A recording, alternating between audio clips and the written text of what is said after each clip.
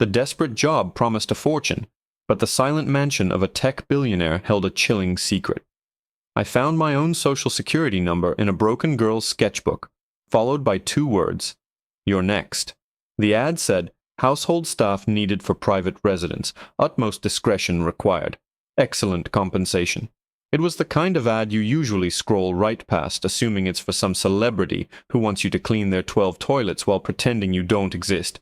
But I was desperate. My mom's medical bills were piling up like snowdrifts in a blizzard, and my job at the coffee shop wasn't even covering the interest. So I applied. I polished my resume, lied about my experience in high-net-worth households, and sent it into the digital void. I never expected a reply, but I got one. An interview was scheduled at a corporate office downtown that was so sterile and gray, it felt like a waiting room for the afterlife. The woman who interviewed me, a severe-looking woman named Mrs. Gable, didn't smile once. She asked me pointed questions, not about my cleaning skills, but about my ability to keep my mouth shut. Could I sign a non-disclosure agreement that carried a 7-figure penalty? Could I be invisible? Could I follow instructions to the absolute letter, no matter how strange they seemed? I said yes to everything. I would have agreed to wrestle an alligator if the pay was right. And the pay was right. It was life-changing money. Enough to clear my mom's debt in 6 months. I signed the NDA without even reading the fine print. 2 days later, a black car with tinted windows picked me up. We drove for over an hour, leaving the city behind, winding through lush, green hills until we reached a set of gates that looked like they guarded a small country, not a house. The Sterling estate. I'd heard the name, of course. Arthur Sterling was a tech billionaire, one of those quiet ones you never saw in the tabloids. He'd made his fortune in data encryption and lived like a ghost. The house wasn't a house, it was a monument, a sprawling structure of glass and white stone that seemed to reject the natural beauty around it. It was cold, imposing, and silent, utterly, unnervingly silent.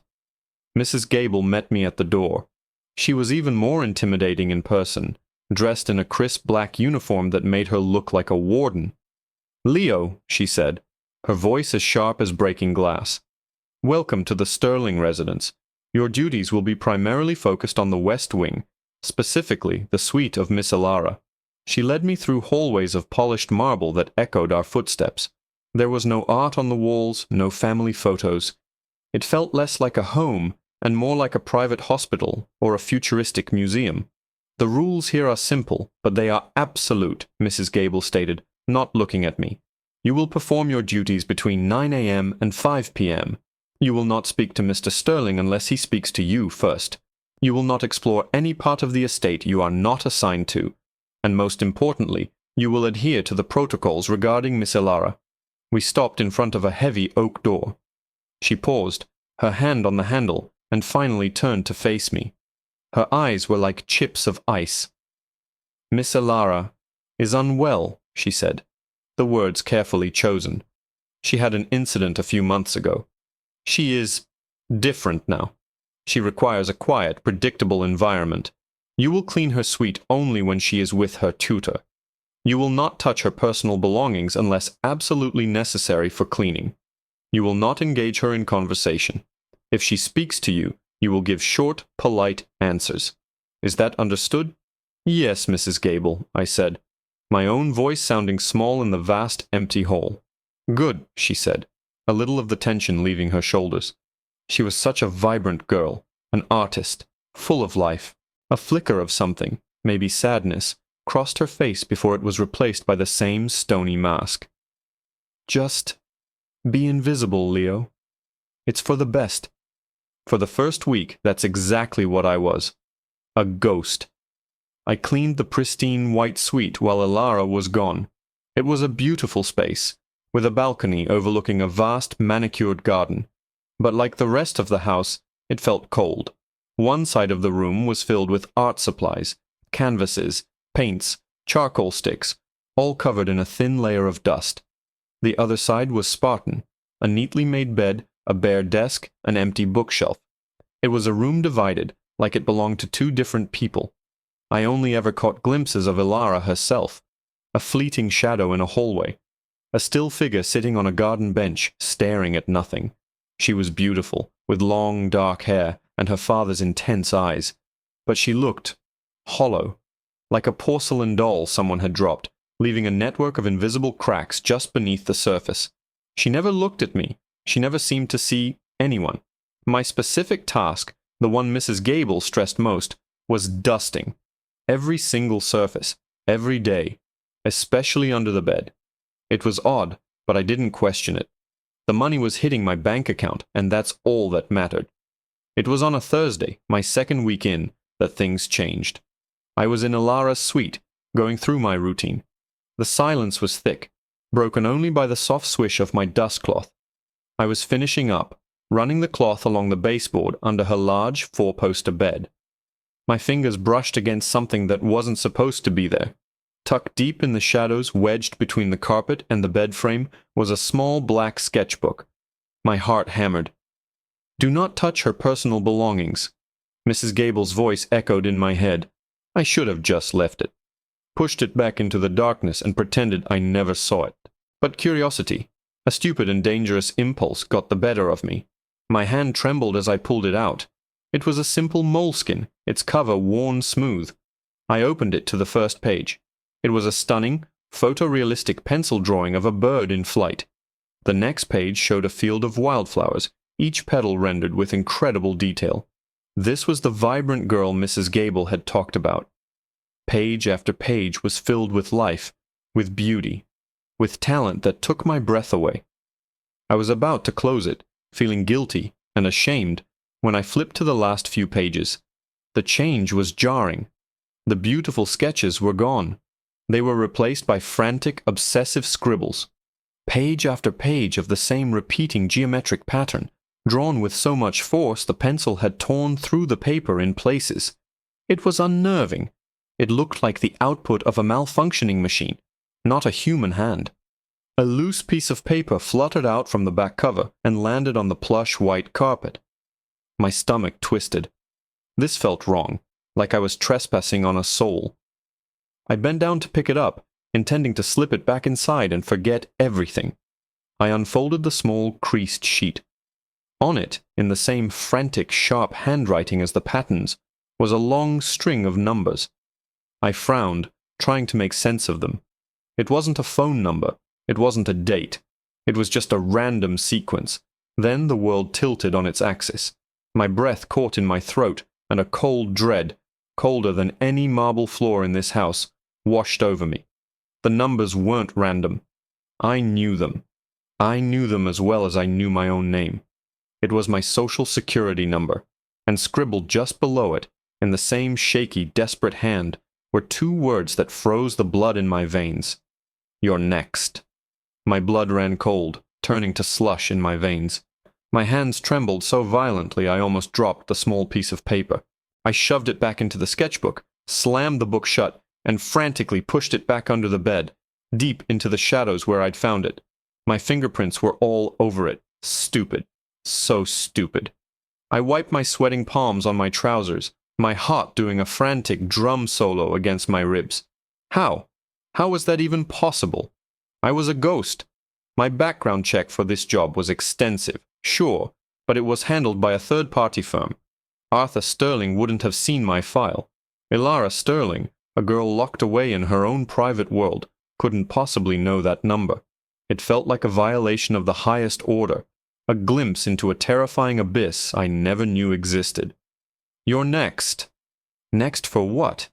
Next to be scrubbed from existence like the art in this very room. A floorboard creaked in the hallway. Panic seized me.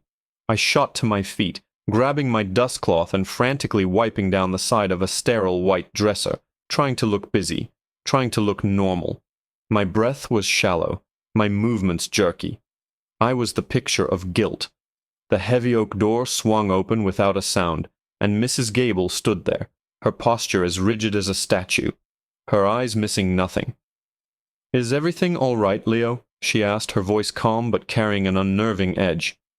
"Yes, Mrs. Gable. Fine," I squeaked, my voice an octave higher than usual. I cleared my throat and tried again. "Just fine. Finishing up in here." She took a slow step into the room, her gaze sweeping over every surface before landing on me, a predator assessing its prey. "You seem distressed, your face is flushed." "Just a bit of a headache," I lied, pressing my fingers to my temple for effect. "The air in here is a little dry." Her eyes narrowed. For a terrifying second, I was sure she could see the truth imprinted on my forehead, that she knew I had touched the forbidden sketchbook, that I had unearthed a secret that was screaming under the floorboards of this silent mansion. But then she just gave a curt nod. "See that you're finished in 5 minutes. Miss Ilara will be returning from her session shortly." She paused at the door. "And Leo, remember the rules. Discretion is not a suggestion here. It is a condition of your continued employment." The threat hung in the air long after she was gone. I finished my work in a haze of pure fear, my hands shaking so much I could barely hold the duster. I fled the suite, fled the West Wing, and practically sprinted out of the main doors when 5 o'clock hit. I didn't breathe properly until the gates of the Sterling estate were a speck in the rearview mirror of the car service. That night I couldn't sleep. The 2 words, "You're next," were burned into the back of my eyelids. Every time I closed my eyes, I saw that frantic handwriting, that impossible string of numbers. My social security number. It was a secret key to my entire life. And she had it. The sick, hollowed-out girl in the pristine white room. Was it a threat? A warning? Was she insane? Just scribbling random numbers? And it was all a 1 in a billion coincidence? No. I couldn't accept that.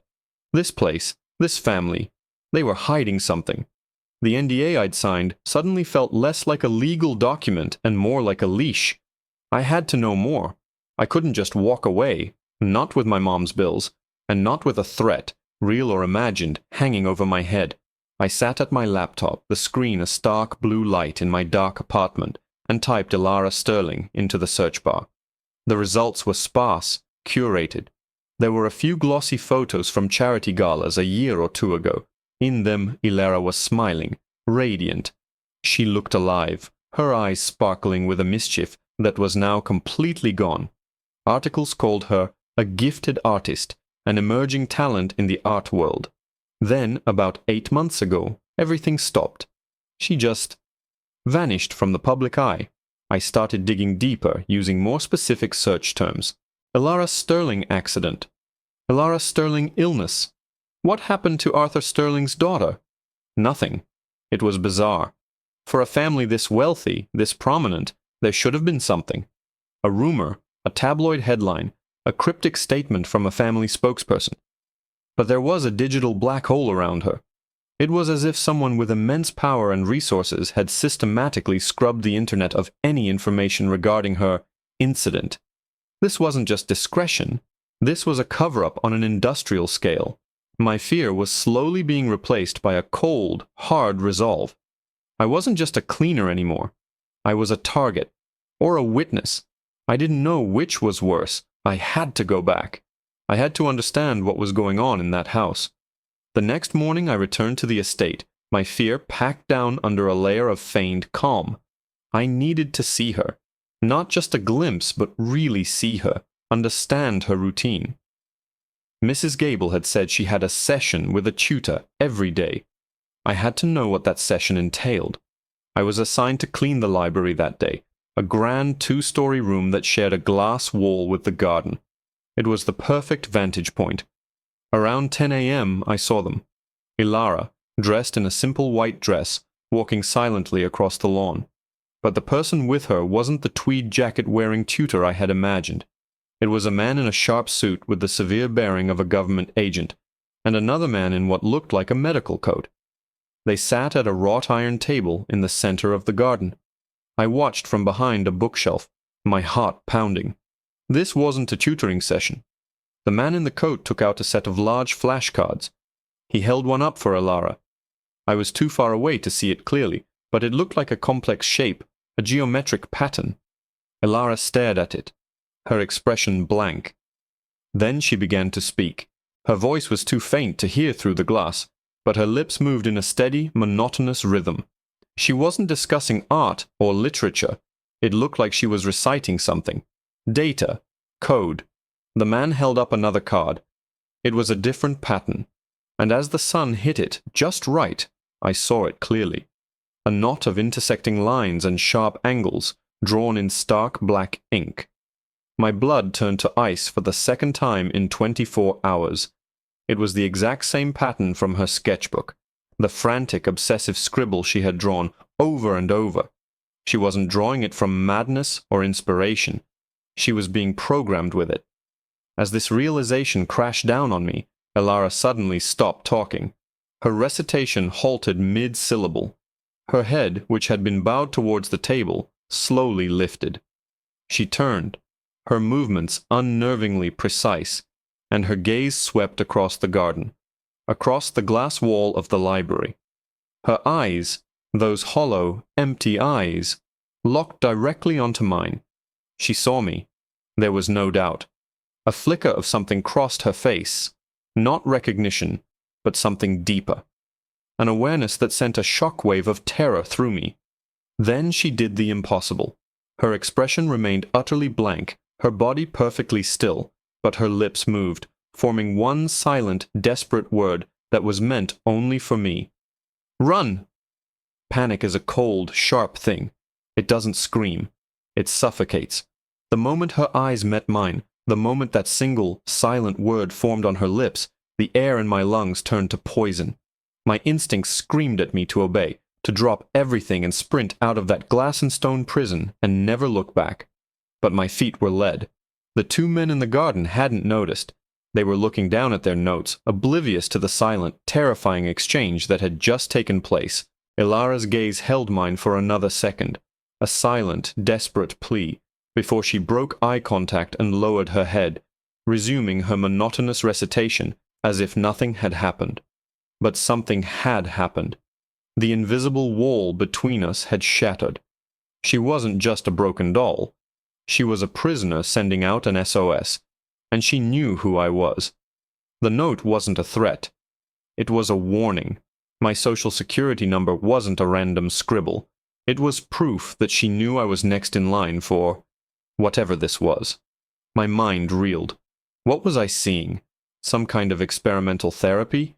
Brainwashing? I felt like I had stumbled into a conspiracy far too big for a guy whose biggest problem a month ago was a leaky faucet. I forced myself to move, to go back to dusting a priceless leather-bound book I couldn't care less about, my hands shaking so badly I was surprised I didn't tear the fragile pages. I had to get out of sight. The rest of the day was a blur of paranoid terror. Every footstep in the hall made me jump. Every time Mrs. Gable looked at me, I was convinced she knew. I felt like a spy who had just been made, my cover blown to smithereens. When my shift ended, I walked, not ran, out of that house, forcing a placid expression on my face while inside I was a screaming wreck. The black car ride back to the city felt different. The tinted windows no longer felt like a luxury. They felt like the walls of a cage. Was I being watched? Had they seen the exchange?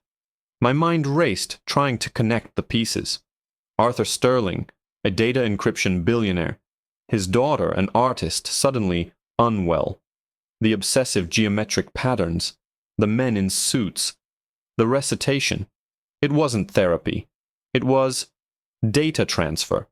They were using her artistic visual mind, as some kind of organic computer. And that flash of awareness, that desperate plea to run, was the last flicker of the real Elara, the artist, trapped inside the machine. That night, I didn't even try to sleep. I packed a small go-bag, passport, some cash I had stashed away, a change of clothes. Running was the only sane option. I would wire my mom the money I'd made, tell her I had a sudden job opportunity out of state, and disappear. I would become the ghost they wanted me to be, but on my own terms. But as I stood in my small apartment, ready to flee, a wave of something else washed over the fear. Anger. Cold, sharp anger. They were destroying that girl. They were scooping out her soul and replacing it with code. And the note, "You're next." That meant they had a list. They had candidates. And somehow my name, my number, had ended up on it. Was it the temp agency? The background check firm? How many others were there? I couldn't just run. Running felt like leaving another victim behind. It felt like complicity. I had to do something. I had to find proof. Something tangible I could take to the police, to a journalist, to anyone who would listen. The NDA be damned. My life was already on the line. The next day, I went back. It was the hardest thing I've ever done. Walking through those gates felt like willingly stepping into a shark tank. I had a plan, a desperate, half-baked one. I needed to get back into Alara's suite. The sketchbook was the only piece of evidence I had. Maybe there was more. Maybe she had left another message. My official duties were on the ground floor cleaning the grand foyer. I had to wait for the right moment. The house ran on a strict schedule.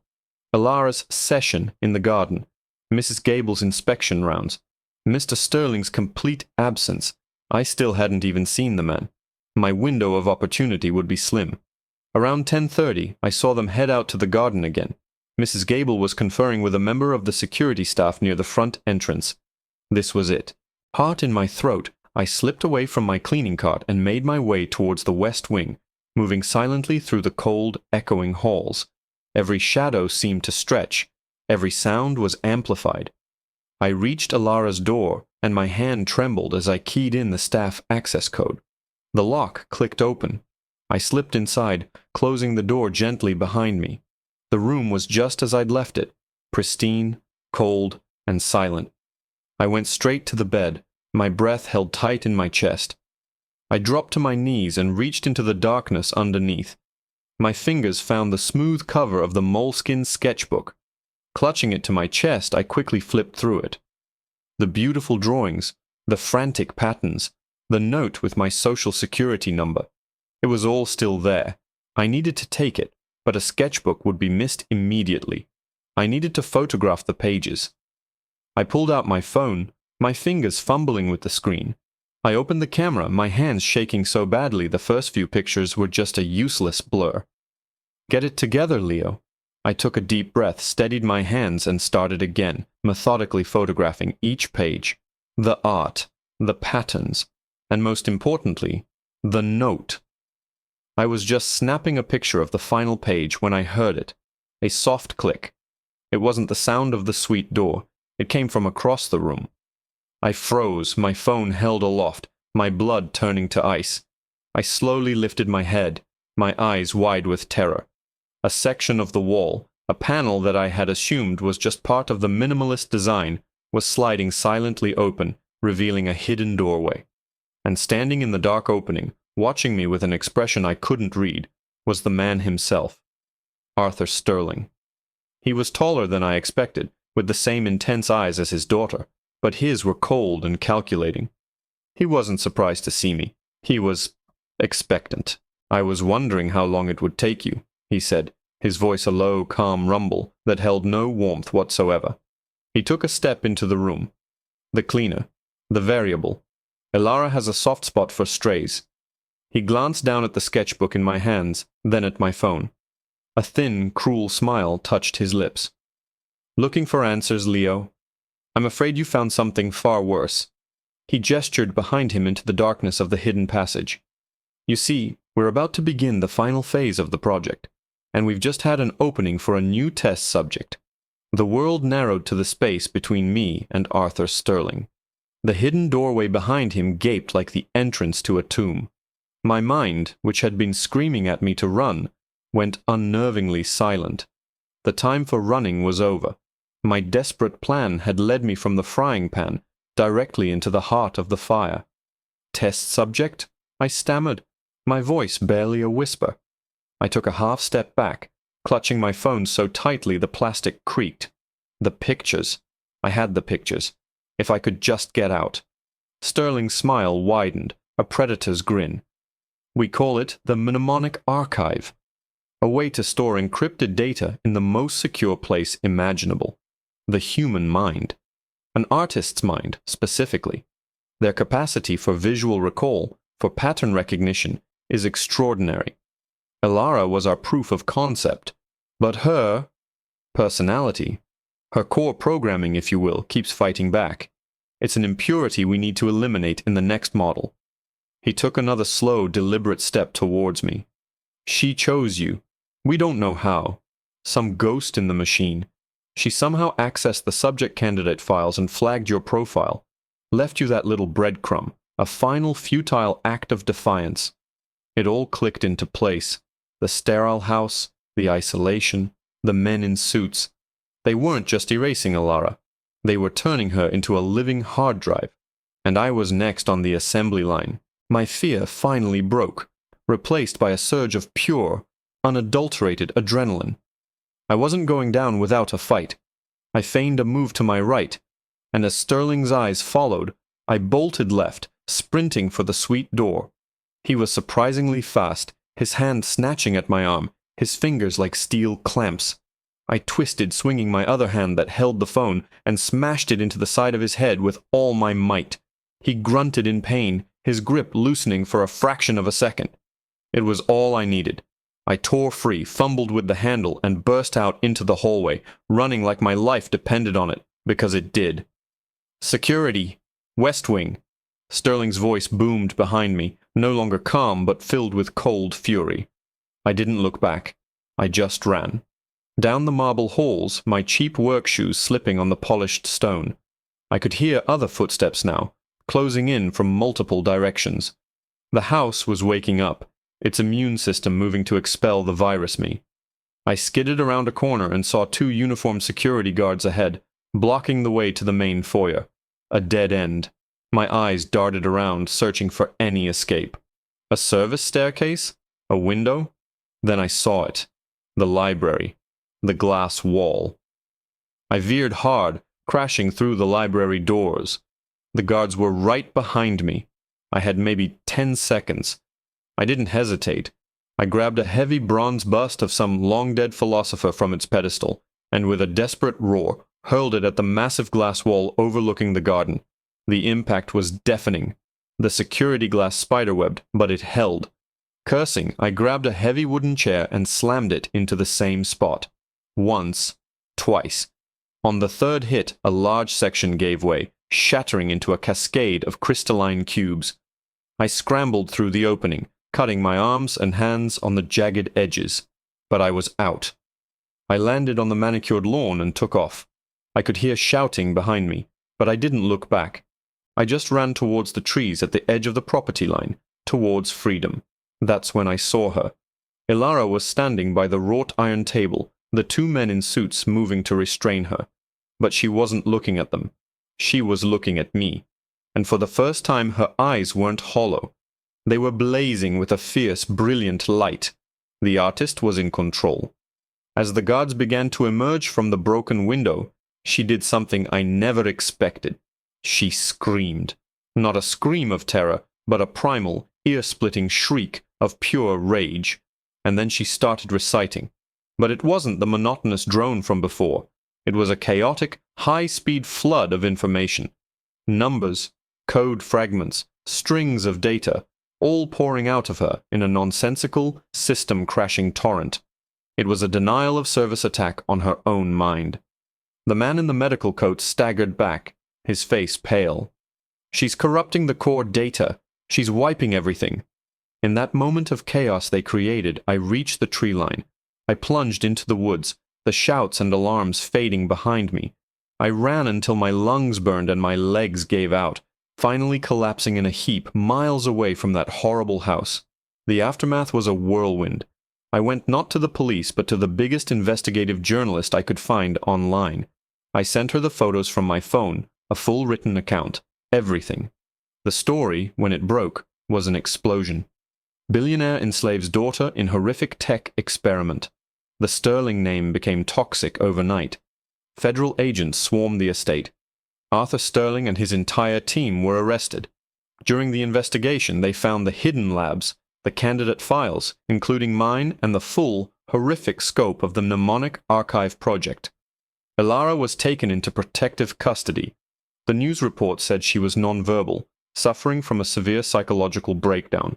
They said the mind of the artist was gone, shattered by her final act of defiance. I laid low for months, using the money I'd earned to get my mom the best care possible and move us both to a small, quiet town where nobody knew our names. I thought that was the end of the story. Then, about a year later, a package arrived. a simple brown cardboard box with no return address. Inside was a moleskin sketchbook. My heart stopped. I opened it. The first few pages were filled with those same frantic, geometric patterns, the language of her prison. But as I turned the pages, they began to change. The lines softened, bled into each other, and slowly, beautifully, resolved into an image. A photorealistic pencil drawing of a bird, breaking free from a cage made of code. On the final page there was a simple note, written in a steady, elegant hand. "Thank you. You were the variable they couldn't predict. E." She wasn't gone. She hadn't been erased. The artist had survived. And in her own way she had found me, to let me know that in that house of silent horrors we had both, against all odds, managed to run.